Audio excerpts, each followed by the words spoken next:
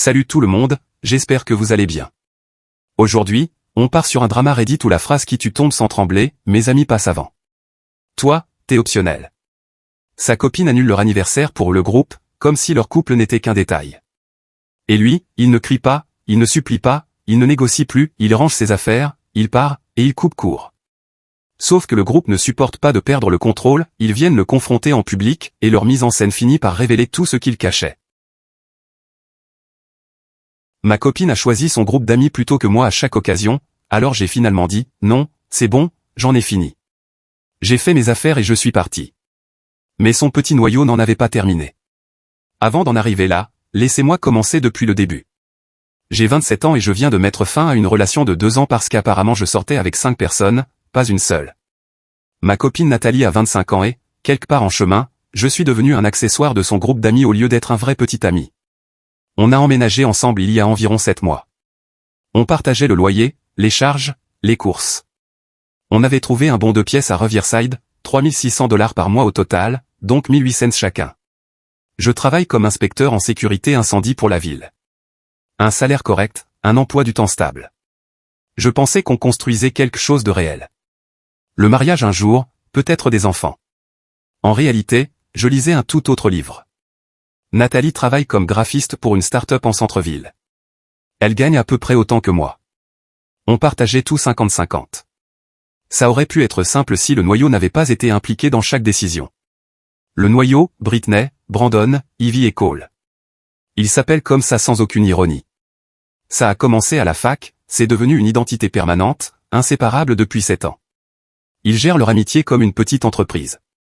Tableur partagé, emploi du temps coordonné des semaines à l'avance, groupe de discussion qui vibre sans arrêt avec 300 messages par jour, ensemble 3 ou 4 fois par semaine. Lundi quiz, mercredi escalade, vendredi soirée cinéma, plus des week-ends spontanés. Mes potes et moi, on va boire une bière 2 fois par mois. Normal. On a chacun nos vies. Mais le noyau fonctionne autrement. Et Nathalie agit comme si rater un seul événement signifiait l'exil. Cette peur dirigeait tout. Le groupe de discussion est constant. Son téléphone vibre pendant les repas, les films, les conversations, parfois à 3 heures du matin. Je l'ai vu le consulter pendant l'enterrement de son oncle parce que Cole avait besoin que tout le monde donne son avis sur une fille. Cole est le pire. Toujours en train de chercher des détails sur les drames des autres. Il a besoin du chaos pour se sentir pertinent. S'il y a un conflit quelque part dans leur cercle social, c'est lui qui le raconte à tout le monde comme si c'était une info de dernière minute. Il transforme tout en histoire pour le groupe. Le point de rupture est arrivé la semaine dernière. Notre 2e anniversaire était samedi. Je l'avais planifié 1 mois à l'avance. J'avais réservé chez Marellos, là où on avait eu notre premier rendez-vous. J'avais pris des billets pour Radiohead parce qu'elle était obsédée par leur tournée. J'avais même acheté cette machine à écrire vintage dans la boutique d'antiquité où elle revenait toujours. Je lui en avais parlé 3 semaines avant parce que je savais qu'elle planifiait tout avec le noyau à l'avance. Je voulais verrouiller sa taux. Je l'ai trouvé jeudi soir en train de faire défiler des stories Instagram de ses amis dans une brasserie. Et, juste pour confirmer samedi. Réservation à 19 h et le concert à 21 h. Son visage s'est effondré. Oh, c'est le pré-anniversaire d'Ivy. Je ne peux pas manquer ça. Mon estomac s'est retourné. Ils peuvent le faire vendredi ou dimanche. Son anniversaire n'est même pas samedi et on a prévu ça il y a 3 semaines. Elle a secoué la tête. Samedi est la seule soirée où tout le monde peut s'arranger ensemble. Brandon a son examen dimanche. Britney travaille en double service et elle a besoin de ça. Cole vient de rompre avec cette fille et il est en miettes. On n'a pas eu une vraie soirée. Complète tous les 5 depuis presque 1 mois. Mais c'est notre anniversaire, 1 fois par an. Tu peux les voir n'importe quand. C'est là que tout a basculé. Elle s'est adossée, a croisé les bras. L'amour peut attendre. L'amitié, non. Ils étaient là avant toi, et ils seront là après. Je l'ai fixé. Comme si notre rupture était déjà programmée entre l'anniversaire de Britney et leur voyage d'été à la plage. Ce n'était pas la première fois. Le mariage de ma sœur il y a 2 mois, mariage à destination à Santa Barbara. J'étais garçon d'honneur. Nathalie était mon accompagnante. Mais le noyau a eu des billets pour un festival le même week-end. Elle est partie du jeudi au dimanche. Elle m'a envoyé des photos de couverts de peinture corporelle. Elle est arrivée épuisée, et restée 90 minutes avant de repartir. Ma sœur m'a demandé ce qui se passait. Elle a dit que Nathalie avait l'air malheureuse d'être là. Quand mon père a subi une intervention cardiaque et a passé une nuit à l'hôpital, Nathalie ne pouvait pas venir. Soirée cinéma hebdomadaire. Il regardait la version longue du Seigneur des Anneaux. Elle a dit qu'elle ne pouvait pas décevoir le groupe, que mon père était stable de toute façon. Mon père, qu'il avait toujours traité comme de la famille, se remettait d'une ablation cardiaque, et la soirée cinéma passait avant tout. Mais elle s'attend à ce que je lâche tout pour elle. Il y a 3 mois, elle a appelé à 1h30 du matin pour que je vienne la chercher dans un club en centre-ville. Cole était trop ivre pour conduire. Je suis arrivé et elle m'a à peine reconnu. 20 minutes de trajet retour à écouter le résumé du drama du bar. La semaine dernière, je l'ai entendu au téléphone avec Ivy. Apparemment, je traverse une phase contrôlante. Comme si le problème, c'était moi parce que je voulais juste une priorité basique. J'ai essayé de lui parler d'équilibre des dizaines de fois. Elle promet de faire mieux, puis elle fait immédiatement des plans qui m'excluent. Quand je le souligne, elle dit que je l'isole. Là, je suis dans un café à 4 rues de notre appartement. Je regarde des locations. J'ai trouvé un studio à 15 minutes. La demande est dans mes brouillons. Je l'aime, ou je croyais l'aimer, mais je ne peux plus continuer à passer en dernier. Mon pote Owen pense que je devrais lui poser un ultimatum, mais je suis épuisé de supplier quelqu'un de me donner de l'importance. J'ai envoyé cette demande 15 minutes après avoir quitté le café. J'ai été accepté 2 jours plus tard. J'ai passé les 10 jours suivants à déménager dès que Nathalie était absente. Chaque soir. Mardi, dîner avec Britney. Mercredi, escalade. Jeudi, un bar sur un toit que Cole voulait essayer. Vendredi, soirée cinéma. Samedi, brunch et shopping. Ça rendait le déménagement facile, sans drame. J'ai commencé petit. Vêtements, livres, affaires, des choses qu'elle ne remarquerait pas tout de suite. Nathalie est naturellement désordonnée. Elle laisse ses affaires partout. Elle regarde à peine ce qui est à moi ou à elle. En plus, elle ne va jamais dans mon placard et ne vérifie pas mon côté. Au 6e jour, j'avais déjà déplacé environ la moitié de mes affaires. Mon nouvel appartement prenait forme, tandis que le nôtre avait juste l'air un peu moins encombré, ce qu'elle appréciait probablement. Vendredi soir vers 1h du matin, j'étais en train de remplir encore quelques cartons quand j'ai entendu sa clé. Elle avait envoyé un texto 1 heure plus tôt, il terminait. Ses pas se sont arrêtés dans le salon. Où sont toutes tes affaires? Où est-ce que tu es? Sa voix montait à chaque pièce. Cuisine, salle de bain, bureau. Elle m'a trouvé dans la chambre. Elle s'est figée en regardant mon placard presque vide, la table de nuit débarrassée, mon installation de jeu disparue. Tu es en train de déménager. Je lui ai tendu la lettre que j'avais écrite. 2 pages. Je disais que j'avais besoin de quelqu'un qui voulait réellement donner la priorité à notre relation. Que je ne pouvais plus continuer à me sentir comme une pensée secondaire. Que j'avais passé 2 ans à espérer qu'elle comprendrait ce dont j'avais besoin, mais qu'il était clair qu'elle ne pouvait pas, ou ne voulait pas. Elle l'a lu une fois rapidement, puis plus lentement. Quand elle a relevé la tête, son expression avait changé. Tu me quittes sérieusement parce que j'ai des amis. Parce que je ne veux pas abandonner tout le monde. Ce n'est pas le fait d'avoir des amis. Alors quoi? Elle a agité la lettre. On dirait que tu veux que je choisisse. Je veux que tu te soucies de moi aussi. Je veux sentir que je compte. Elle m'a regardé comme si j'étais fou. Bien sûr que tu comptes. Mais je ne peux pas laisser tomber tout le monde chaque fois que tu veux de l'attention. Ce mot, attention. Comme si vouloir passer notre anniversaire ensemble faisait de moi quelqu'un de needy. J'ai demandé une seule soirée, notre anniversaire, que j'avais planifié 3 semaines à l'avance, et je lui ai expliqué pourquoi cette nuit comptait. Plus important que nous. Elle a levé les mains. C'est ridicule. Tu jettes 2 ans parce que tu ne supportes pas que j'ai une vie. Tu savais qui j'étais. Je l'ai regardée et j'ai compris qu'elle le croyait vraiment. Dans sa tête, c'était moi le problème.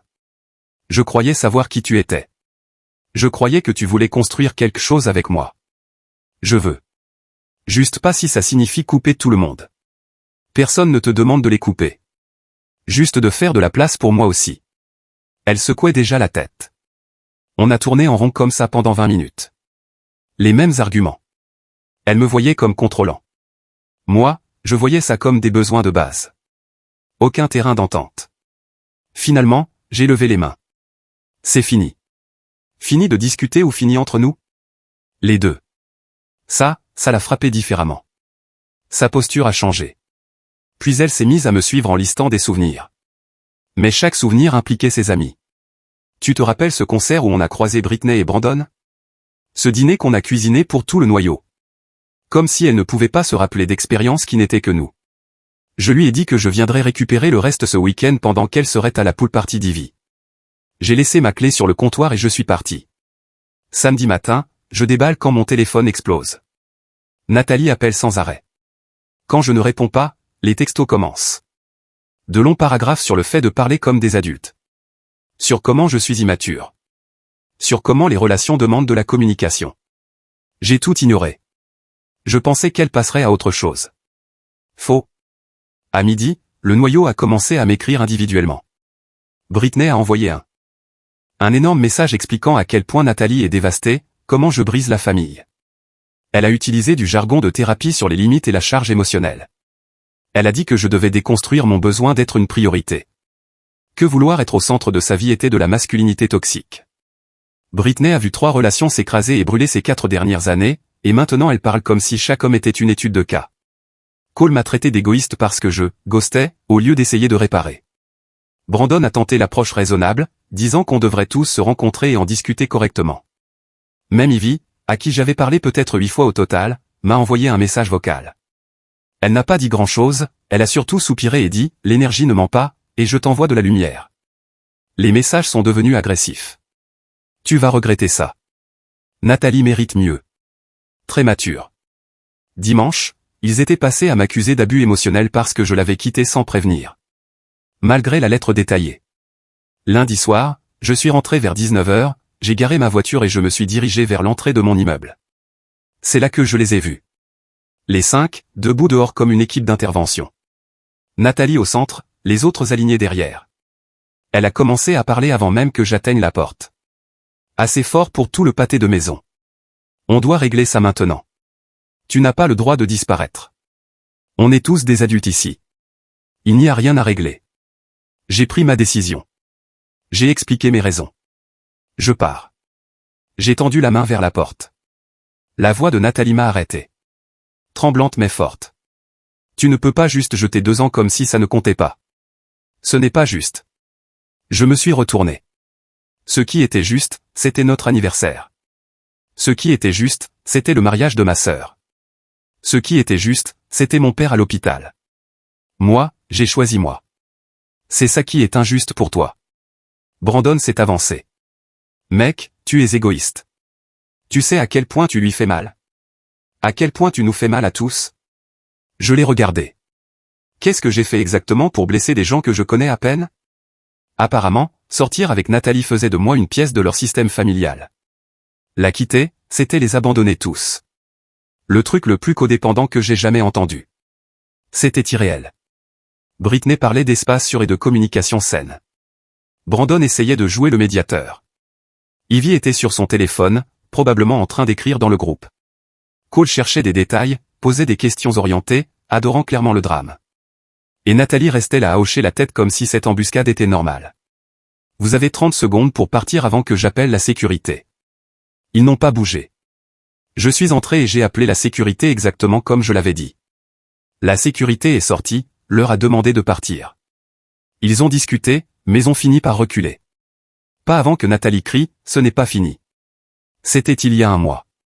Les appels et les messages se sont enfin arrêtés après 2 semaines. Je reçois encore parfois des messages depuis des numéros inconnus, mais ils ne sont pas revenus. La gestion de l'immeuble c'est de surveiller. Je ne regrette pas d'être parti une seule seconde, mais je suis choqué de voir à quel point c'est devenu agressif. Dans les semaines après cette confrontation devant l'immeuble, tout est devenu coordonné. Owen fréquente la même salle de sport que Brandon. Il a commencé à me dire que Brandon racontait des choses. Qu'il disait que j'avais isolé Nathalie de son système de soutien, que j'avais des problèmes de colère et de contrôle. Classique. Rien de précis, juste des insinuations vagues destinées à me faire passer pour dangereux sans dire quoi que ce soit que je puisse réellement contester. Puis la campagne sur les réseaux sociaux a commencé. Ivy a posté des photos d'elle et Nathalie l'air triste avec des légendes comme « air de guérison » et « quand ils te montrent qui ils sont, crois-les ». Jamais mon nom. Juste un nuage flou où les gens remplissaient eux-mêmes les blancs. Britney a posté des threads Instagram sur la reconnaissance des comportements contrôlants. Au début général, puis de plus en plus précis. Si ton partenaire se fâche quand tu passes du temps avec tes amis, ce n'est pas de l'amour, c'est du contrôle. Elle a tagué Nathalie. Tout le monde a compris. Cole a activé le réseau des murmures, contactant des amis en commun individuellement, en mode « je prends des nouvelles », conversation qui devenait « Nathalie est vraiment secouée ». La façon dont il est parti était intense. Elle a dit qu'il devenait vraiment exigeant. Des mensonges complets, mais formulés comme une inquiétude réticente. Je n'ai répondu à rien au début. J'ai juste gardé des captures d'écran. Chaque post, chaque message, chaque histoire de troisième main qui me revenait, j'ai tout documenté, horodaté, construit un dossier, organisé par date et par personne, noté ce qui était probablement faux versus ce qui n'était qu'une insinuation. Owen m'a dit de me défendre publiquement, de raconter ma version, de clarifier mon nom. Je lui ai dit d'attendre, que réagir trop tôt me ferait paraître sur la défensive, que je devais les laisser aller trop loin. La vraie escalade est arrivée 3 semaines après mon départ. J'ai reçu une alerte de fraude sur mon téléphone pendant que je faisais une inspection dans un restaurant en centre-ville. 847 $ débités sur ma carte de crédit. La même carte que j'avais laissée à Nathalie pendant notre relation, en cas d'urgence. Problème de voiture, souci médical, n'importe quoi. Honnêtement, j'avais oublié qu'elle l'avait encore. J'ai vérifié les détails de la transaction. Vendredi soir précédent, un restaurant italien cher près du front de mer exactement au moment où le noyau avait posté leur dîner de soutien à Nathalie, tous les 5 dans un endroit branché avec des briques apparentes et des pâtes à 30 $. J'ai appelé le restaurant depuis le parking, demandé à parler à un manager, expliqué que je contestais un paiement de vendredi. Le manager a retrouvé la transaction. Oui. Groupe de 5 réservé au nom de Nathalie. Plusieurs bouteilles commandées, entrées, plats, desserts, cocktails. L'addition dépassait juste 700 $ avant qu'elle ajoute un pourboire de 20%. Ce qui montait à 847 au total. Quand l'addition est arrivée, Nathalie a sorti ma carte, signé le reçu. Elle avait utilisé ma carte de crédit pour financer un dîner hors de prix où il parlait sûrement de quel monstre j'étais, se sentant justifié, pensant que je lui devais ça. J'ai appelé ma banque immédiatement, contesté la transaction comme utilisation non autorisée, expliqué que la carte était uniquement pour les urgences, que j'avais rompu avec la personne et oublié de l'annuler. Ils ont bloqué la transaction, lancé une enquête, et m'ont donné un nouveau numéro de carte. Puis j'ai envoyé un seul texto à Nathalie. Le seul message depuis mon départ. Utiliser ma carte de crédit sans autorisation est une fraude. Le montant a été contesté et signalé. Tout contact futur passe uniquement par des voies officielles. J'ai envoyé, puis je l'ai bloqué immédiatement. C'est là que Britney a essayé de retourner ça. Elle a posté dans les heures qui ont suivi, l'abus financier ne s'arrête pas quand la relation se termine. Utiliser l'argent comme une arme pour punir quelqu'un qui paraît un comportement contrôlant typique. Couper quelqu'un de ressources dont il dépendait, c'est de la manipulation. Les commentaires ont tout gobé. Des gens que je ne connaissais même pas me traitaient de manipulateur, disaient que je prouvais que j'avais toujours été contrôlant, disaient que c'était pour ça que Nathalie avait besoin de ses amis. Mais moi, j'avais des preuves. Des relevés bancaires montrant que la carte était ouverte uniquement pour des urgences. Des textos datant de plusieurs mois où Nathalie et moi en parlions, où elle acceptait que ce soit seulement pour des urgences. L'historique montrant qu'elle l'avait utilisé exactement une fois pendant toute notre relation, pour un remorquage, ce que je lui avais dit de faire. Puis plus rien jusqu'après la rupture. Je n'ai toujours rien posté. J'ai juste sauvegardé le post de Britney, je l'ai ajouté au dossier. Puis c'est devenu pire. La semaine après l'incident de la carte, je suis retourné à notre ancien appartement récupérer mes derniers cartons. J'avais repris le bail temporairement quand Nathalie était partie 2 semaines plus tôt, juste pour finir le déménagement proprement et gérer la logistique. Elle avait déjà pris ses affaires. Le propriétaire était là pour une inspection de routine. Il a mentionné que Nathalie était passée la veille. Il a dit qu'elle avait pris du courrier. Il trouvait ça étrange puisqu'elle avait déjà déménagé et n'était plus sur le bail. Je lui ai demandé ce qu'elle avait pris. Il ne savait pas précisément, il l'avait juste vu partir avec des enveloppes. J'ai vérifié la pile de courrier que j'avais laissée sur le comptoir de la cuisine. Les documents importants avaient disparu. Avis de renouvellement du DMV pour l'immatriculation de mon véhicule, relevé de carte de crédit, des papiers du travail sur mon inscription aux avantages. Pas des pubs, pas des déchets. Des documents précis, importants, qui pouvaient me causer des problèmes si je les manquais. Là, elle avait franchi une ligne. Prendre le courrier, c'est fédéral, et elle n'était plus locataire. J'ai appelé le propriétaire, expliqué la situation, dit que j'avais besoin que les serrures soient changées puisque mon ex, qui n'était plus sur le bail, avait visiblement gardé une clé et entrait sans autorisation pour prendre mon courrier. Il a accepté immédiatement. Le vol de courrier est un crime fédéral. Il a changé la serrure cet après-midi-là et m'a donné la seule copie. J'ai envoyé à Nathalie un email formel via le propriétaire indiquant qu'elle n'avait plus aucun accès au logement et que toute entrée future sans permission serait une intrusion. Cole a essayé de retourner ça aussi. Il a posté quelque chose de vague sur des expulsions illégales et des tactiques de représailles. Il a fait comme si je faisais ça pour lui faire du mal. Il a omis que son bail était terminé. Il a omis qu'elle avait déjà tout récupéré. Il a omis le vol de courrier. Il m'a juste peint comme mesquin. À ce moment-là, Owen a commencé à remarquer quelque chose à la salle de sport. À la salle de sport. Brandon venait plus souvent avec Emma, s'entraînait avec elle, repartait avec elle, l'air détendu. Owen a mentionné qu'Emma avait posé une limite claire très tôt. Elle ne sortait pas avec lui et 4 autres personnes. S'il voulait une relation avec elle, il devait établir des limites avec ses amis, donner la priorité à leur couple, parfois ne pas avoir besoin de l'approbation du groupe pour chaque décision. Exactement ce que j'avais demandé. Exactement la même chose. Et Brandon le faisait.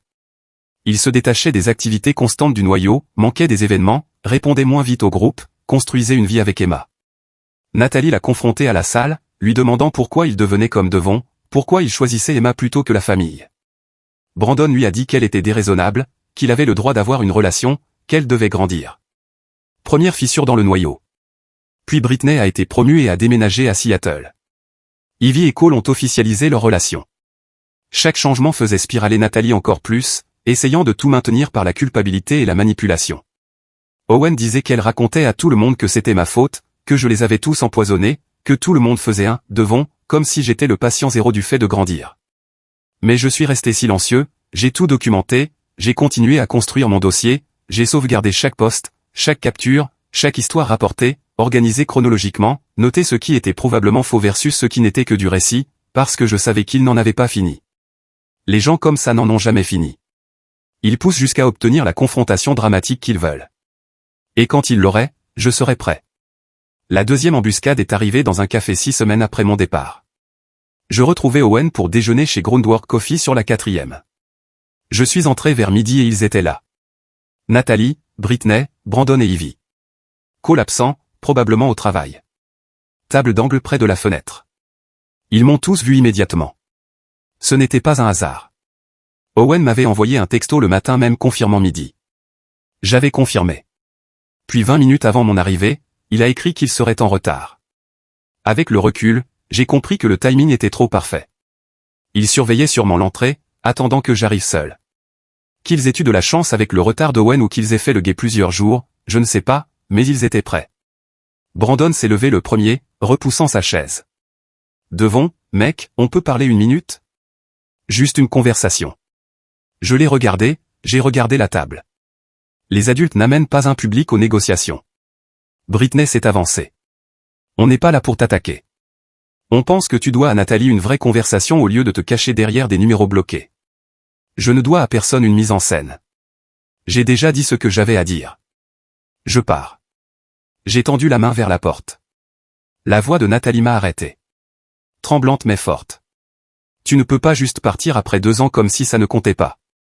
Ce n'est pas juste. Je me suis retourné. Ce qui était juste, c'était notre anniversaire. Ce qui était juste, c'était le mariage de ma sœur. Ce qui était juste, c'était mon père à l'hôpital. Moi, j'ai choisi moi. C'est ça qui est injuste pour toi. Brandon a essayé encore. Sa voix est descendue, raisonnable. Écoute, on se soucie tous de vous deux. Ça n'a pas besoin de finir comme ça. Assieds-toi juste 10 minutes. C'est déjà fini. Vous êtes juste furieux de ne pas avoir été consulté. Ivy avait son téléphone dehors. Pas discret. Elle enregistrait à hauteur de taille. Je lui ai souri. Prends. Mon bon profil si tu comptes mentir sur moi. Elle l'a baissé un peu. L'angle a changé, mais elle filmait toujours. Britney a enchaîné. Tu es clairement blessé, et c'est légitime. Mais Nathalie mérite une vraie clôture. Elle mérite de comprendre pourquoi tu l'as abandonnée. La clôture n'est pas un service que je fournis. C'est terminé. Je suis allé au comptoir, j'ai commandé un café à emporter. Le barista avait l'air mal à l'aise. J'ai payé. J'ai attendu pendant qu'il se regroupait derrière moi. La voix de Britney portait. Il n'est pas prêt pour une conversation mature. Il s'enfuit encore. Nathalie pleurait. Brandon essayait de rester calme. Laisse-lui 1 minute. J'ai pris mon café. Je suis passé devant leur table. Je ne les ai pas regardés. Je suis sorti. Dehors, j'ai entendu Britney à travers la porte parler de schéma malsain. J'ai entendu la voix de Nathalie se briser. J'ai envoyé un texto à Owen pour qu'on se retrouve ailleurs. Mais cette interaction m'a appris quelque chose de différent par rapport à l'embuscade devant l'immeuble. Celle-là avait été agressive, frontale. Exigeante. Celle-ci était jouée, calculée. Il voulait que j'aie l'air froid. Il voulait des images de moi qui m'éloignent pendant que Nathalie pleurait. Il voulait montrer aux gens que je ne lui parlerais même pas. L'escalade était stratégique maintenant, pas seulement émotionnelle. Une semaine plus tard, Ivy a posté un clip de 15 secondes dans sa story, soigneusement monté. Juste moi disant que je ne dois à personne une mise en scène, puis m'éloignant pendant que Nathalie pleurait en arrière-plan. Légende, quand quelqu'un te montre qui il est, crois-le. Des commentaires m'appelant froid et sans cœur. Mais elle avait tout coupé. L'embuscade, la confrontation forcée, le contexte. J'ai fait une capture avant que ça disparaisse. Je l'ai ajouté à mon dossier. Puis quelque chose d'inattendu est arrivé. J'ai reçu un DM de quelqu'un que je ne connaissais pas. Son profil disait Jérémy Martinez. Ami en commun avec Britney. Son message, l'ex de Britney. J'ai entendu dire que tu subis les conneries du noyau. J'ai des trucs que tu pourrais vouloir voir. J'étais sceptique mais curieux.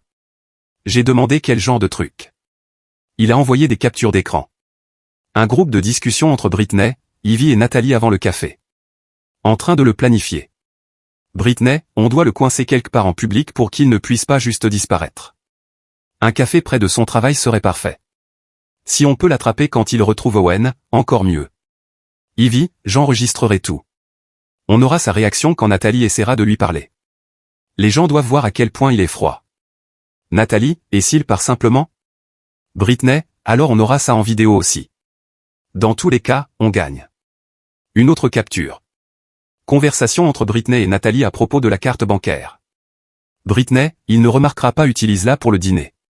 Considère ça comme ce qu'il te doit pour dommages émotionnels. Nathalie, tu es sûre? Ça semble mal. Britney, il t'a abandonné. Il n'a pas le droit de jouer la victime. Utilise la carte. Puis des transcriptions de notes vocales. Britney parlant à Nathalie. La cochant sur ses réponses. Lui donnant littéralement des répliques pour les disputes avec moi. La voix de Britney dans la transcription, tu dois contrôler le récit avant qu'il ne le fasse. Poste sur la guérison. Laisse les gens lire entre les lignes. Ne lui laisse pas d'espace pour se défendre. Le message suivant de Jérémy, elle m'a fait la même chose il y a 2 ans.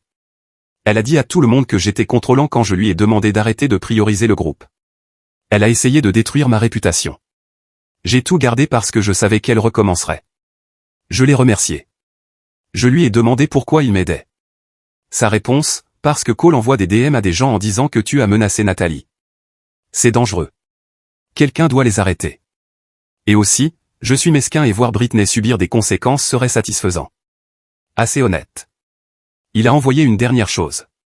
Une capture datant de plusieurs mois. Britney cochant Nathalie pendant une dispute avec moi quand on était encore ensemble. Lui donnant des phrases mot pour mot. Britney, dis-lui qu'il t'isole. Utilise le mot contrôlant. Fais-le se défendre pour pouvoir retourner ça contre lui. Nathalie, mais il m'a juste demandé de sauter une soirée jeu. Britney, ça n'a pas d'importance. Fais-lui croire que c'est lui le problème. Preuve que Nathalie ne parlait même pas pour elle-même. Elle jouait des scripts. J'ai tout sauvegardé, tout ce que Jérémy a envoyé. Plusieurs fois. Je lui ai dit que j'aurais peut-être besoin qu'il confirme que c'était réel. Il a dit n'importe quand. Qu'il serait heureux de témoigner que Britney avait fait ça à au moins 2 autres gars, que c'était son schéma. Maintenant, j'avais une décision. Tout balancer publiquement tout de suite ou attendre le bon moment. J'ai décidé d'attendre parce que je savais qu'il n'en avait pas fini. Le moment est arrivé 2 mois après la rupture. Le pote d'Owen, Chris, allait se fiancer avec sa copine Amanda. Grande fête dans cet espace événementiel du centre-ville appelé le Foundry.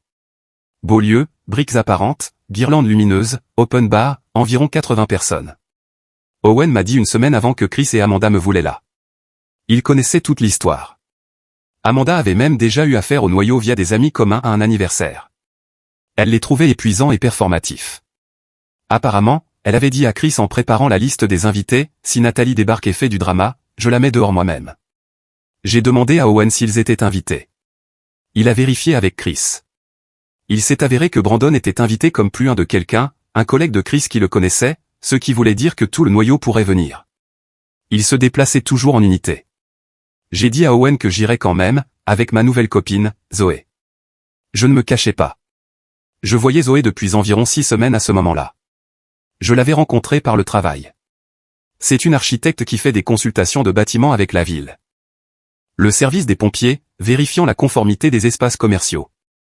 On s'était croisés sur quelques chantiers. On a commencé à parler, puis à prendre un café. Elle était calme, sûre d'elle, n'avait pas besoin de drame. Elle connaissait Nathalie. Je lui avais donné un aperçu lors de notre 3e rendez-vous, je n'avais rien caché. Je lui ai parlé du noyau, de la rupture, du harcèlement, de tout. Je m'attendais à ce qu'elle soit peut-être inquiète. Au lieu de ça, elle a juste haussé les épaules en disant que son ex était similaire. Quand j'ai mentionné la fête de fiançailles et la possibilité de tomber sur Nathalie et tout le noyau, Zoé n'a pas hésité. S'il commence quelque chose et que ça devient dangereux ou bizarre, on part. Sinon, je ne suis pas intimidé par ton ex-copine et son fan club. Ils ont l'air épuisants, mais je peux gérer l'épuisant. C'est là que j'ai su qu'elle était différente. Pas de drame, pas de possessivité, juste normal. Le jour de la fête, je portais un costume gris anthracite, un que j'avais fait retoucher l'an dernier. Zoé portait une robe vert foncé qui lui allait incroyablement bien. On est arrivé vers 20h. La fête battait déjà son plein. L'endroit était bondé. La musique venait d'un DJ dans un coin. Les gens étaient regroupés autour de tables hautes. Les barmen faisaient tourner l'open bar à plein régime. Des guirlandes lumineuses partout. Chris et Amanda avaient l'air heureux, saluant les invités, remerciant tout le monde d'être venu. J'ai vu Owen en premier près du bar. Il est venu immédiatement, a pris Zoé dans ses bras, puis m'a murmuré que le noyau était là, les 5. Brandon avait amené Emma, mais d'une manière ou d'une autre, les autres s'étaient greffés aussi. Ils étaient postés dans le coin du fond près de la sortie de secours. Nathalie portait une robe blanche beaucoup trop formelle pour quelqu'un qui n'était pas la mariée, comme si elle s'était habillée pour son propre événement. Owen a aussi mentionné qu'il avait discrètement prévenu Chris et Amanda qu'ils étaient là. La réponse immédiate d'Amanda, s'il tente quoi que ce soit, dehors. C'est notre soirée. Je l'ai remercié. Zoé et moi avons pris des verres au bar. Gin tonic pour moi. Eau pétillante avec du citron vert pour elle. On est allé féliciter Chris et Amanda. Ils semblaient sincèrement contents de me voir. Amanda m'a pris à part une seconde. Devon, si ton ex tente quelque chose, n'entre pas dans son jeu, préviens-moi. Je gère. Personne ne gâche ça. J'ai apprécié.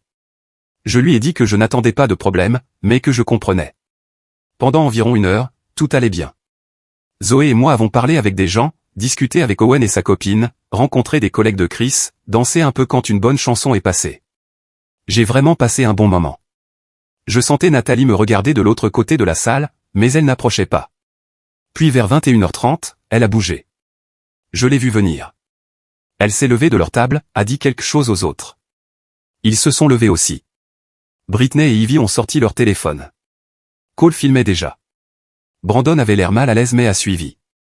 Emma est restée à la table. Ils ont avancé comme une unité. La voix de Nathalie a traversé la musique. Devon, on doit parler maintenant, devant tout le monde. Plusieurs têtes se sont tournées. Je l'ai regardé, j'ai bu une gorgée. Non, on n'a pas besoin. Tu me dois une explication. Tu n'as pas le droit de partir comme ça, de passer à autre chose, de faire comme si je n'étais rien. J'ai déjà choisi. C'est pour ça que je souris. Ses yeux se sont posés sur Zoé. Alors tu es passé à autre chose aussi vite? 2 ans n'ont rien compté. Zoé n'a même pas cligné des yeux. Elle a juste regardé Nathalie calmement. Ce n'est pas une conversation. C'est une mise en scène. Le visage de Nathalie s'est empourpré. Tu ne sais même pas ce qui s'est passé. Tu ne sais pas de quoi il est capable. Zoé a pris une gorgée. Tu as raison. Je ne connais pas ta version et je n'en ai pas besoin, parce que lui est ici avec moi, et toi tu es ici avec un public. Britney s'est avancée, téléphone levé, enregistrant. Nathalie mérite une clôture. Elle mérite de comprendre pourquoi devons la abandonner. Je me suis levé. La vérité n'a pas besoin d'un ring light. Puis j'ai regardé Nathalie. Tu veux dire à tout le monde ce qui s'est passé?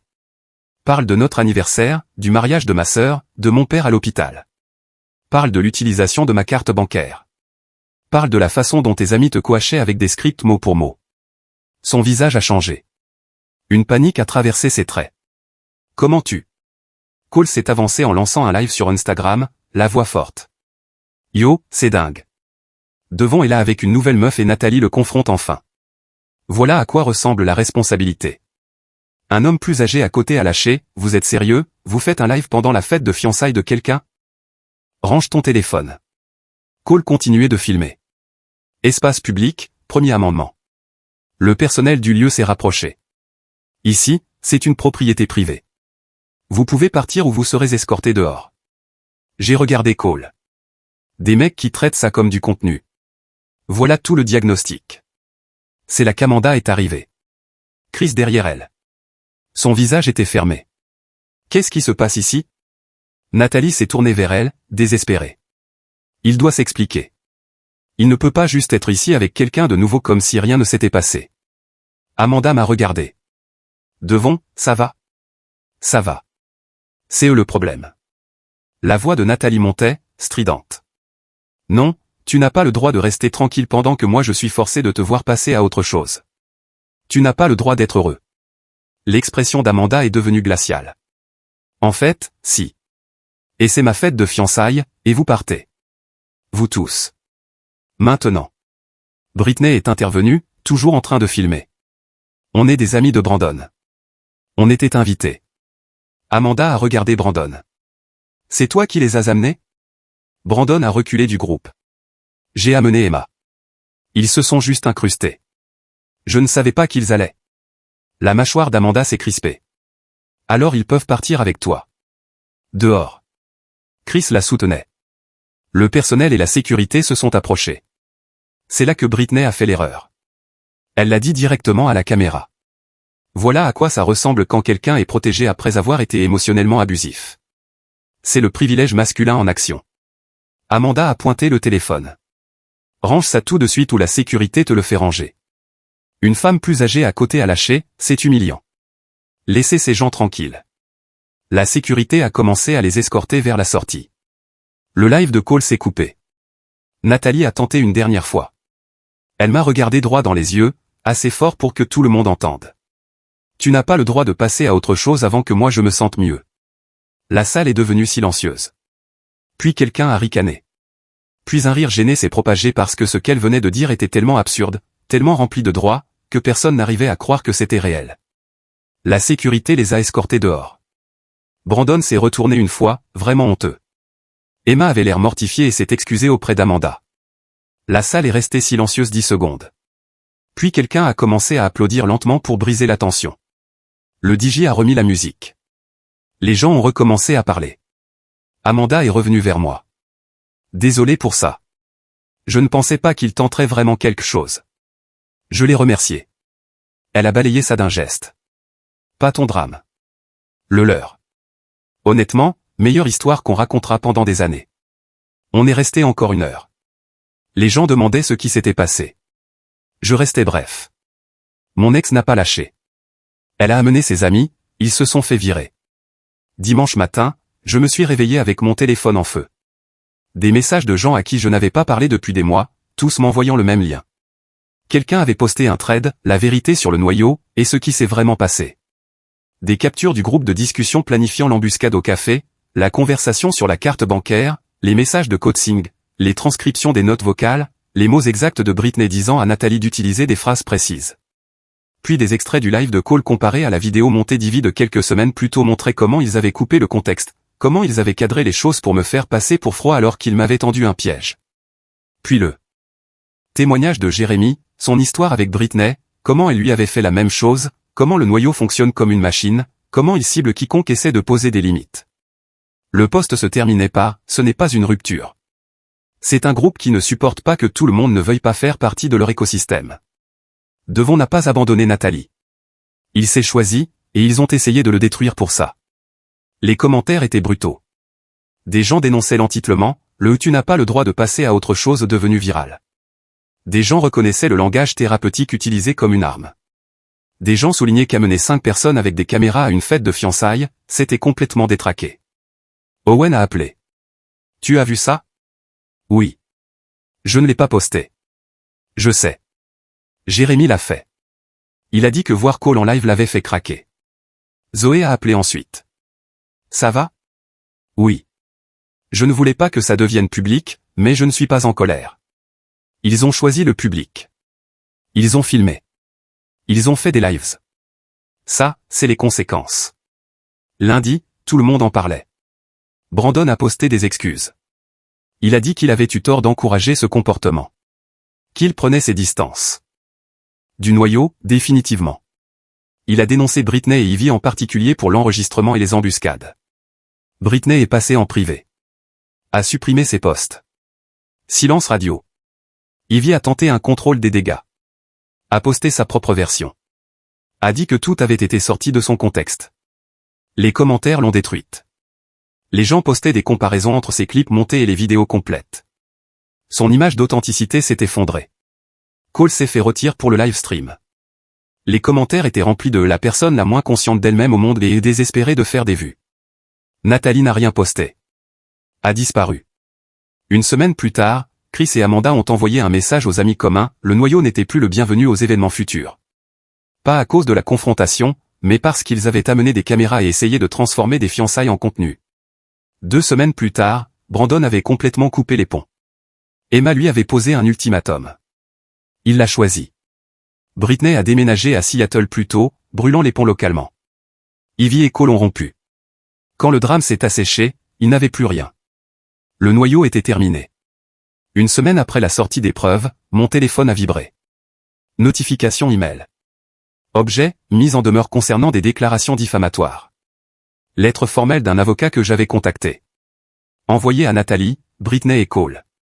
Langage professionnel. Accusation fausse documentée. Exigeant l'arrêt de tout contact et la suppression de tout contenu diffamatoire. Pas une menace de procès, juste une limite avec des dents. Ça m'a coûté $400. Ça valait chaque centime. Le harcèlement s'est arrêté complètement. 3 mois plus tard, rayon fruits et légumes d'un supermarché. Je me suis retourné et elle était là. Nathalie, seule, l'air fatigué. On s'est regardé. Elle s'est approchée. On peut parler juste 1 minute? Fais vite. Je voulais juste te dire que je comprends maintenant. Ce que tu demandais. Je vois ce que Brandon et Emma ont. Je ne t'ai jamais donné ça. Je suis désolé. J'apprécie que tu dises ça. J'avais tort sur tout. Tu as l'air heureux. Je le suis. Zoé et moi, ça va bien. Son visage a pris cette expression triste. C'est bien. Tu mérites ça. Toi aussi. J'espère que tu le trouveras. J'ai pris mon chariot et je suis parti. Je suis rentré et je l'ai raconté à Zoé. Elle m'a demandé comment je me sentais. Bien. C'est fini. Et ça l'était. Nathalie s'était excusée parce qu'elle avait réellement compris qu'elle avait eu tort. L'effondrement du noyau l'a forcée à regarder son comportement. Mais c'était trop tard. 6 mois plus tard, j'ai entendu dire que Nathalie sortait avec quelqu'un de nouveau, faisant de vrais efforts pour équilibrer les choses. Tant mieux pour elle. Britney est restée à Seattle. Ivy s'est reconstruite lentement, a laissé tomber le côté performatif. Cole continuait à courir après le drame, mais les gens ont arrêté de répondre. Brandon et Emma se sont fiancés. Petite cérémonie. Owen a dit que c'était paisible. Quant à moi et Zoé, on est solide. On a pris un chien.